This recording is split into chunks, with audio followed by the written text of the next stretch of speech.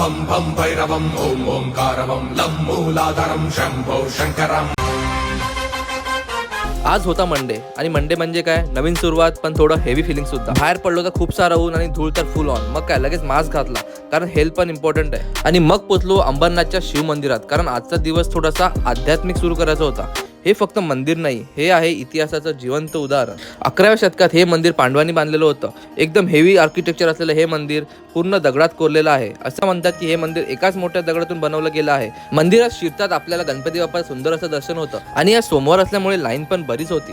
सर्व भाविक लाईन लावून दर्शनाची वाट बघत होते। मंदिराच्या भिंतीवर असलेली ही शिल्पकला इतकी सूक्ष्म आणि सुंदर आहे की प्रत्येक कोरीकॉम आपलं एक महत्त्व असं सांगतं। आणि अगदी थोड्या वेळातच आपण मंदिराच्या दरवाजावरती येऊन पोहोचलो। आणि सगळ्यात खास म्हणजे जे गर्भगृह आहे ते जमिनीच्या खाली आहे। म्हणजे दर्शन घेताना लिटरली आपण खाली उतरतो, जणू आपल्या अहंकाराला खाली ठेवून देवाला भेटायला जातो असं वाटतं। आणि त्याचं छत आजही ओपन आहे, जणू थेट आकाशाशी कनेक्ट होण्यासाठी।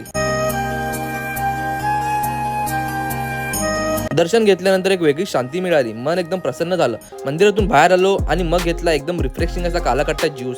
उन्हात फिरल्यानंतर तो एक सिप म्हणजे जणू एक लाईफ रिसेट बटन। नंतर डायरेक्ट घरी आलो। ऊन इतकं होतं की बॉडी फुल ड्रेन। घरी आलो तर मॉम झोपलेली। मग काय आज chef Ankit on duty.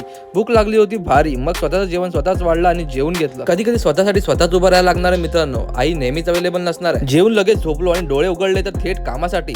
Corporate life on Monday be like log in करताच एकामागून एक कॉल्स आणि तेही मोठ्या मोठ्या लोकांसोबत। कॅमेरा ऑफ पण टेन्शन फुल ऑन। मंडे म्हणजे डेडलाईनचा सुनामी। काम इतकं की वेळ कसा जातो कळतच नाही। डेडलाईन असली की भूक पण घाबरते बहुतेक। रात्री 2 वाजता जेवलो आणि त्यानंतर प्लॉट ट्विस्ट म्हणजे बेकार। भांडी पण स्वतःच घासावी लागली। चला गाईज भांडी घासून घेतो, तोपर्यंत तुम्ही या ब्लॉगला लाईक करा, कमेंट करा, शेअर करा आणि अजून तुम्ही आपल्या पेजला फॉलो नाही केलं guys please do follow our Instagram account. Thank you so much for watching. भेटूया आपल्या पुढच्या ब्लॉगमध्ये।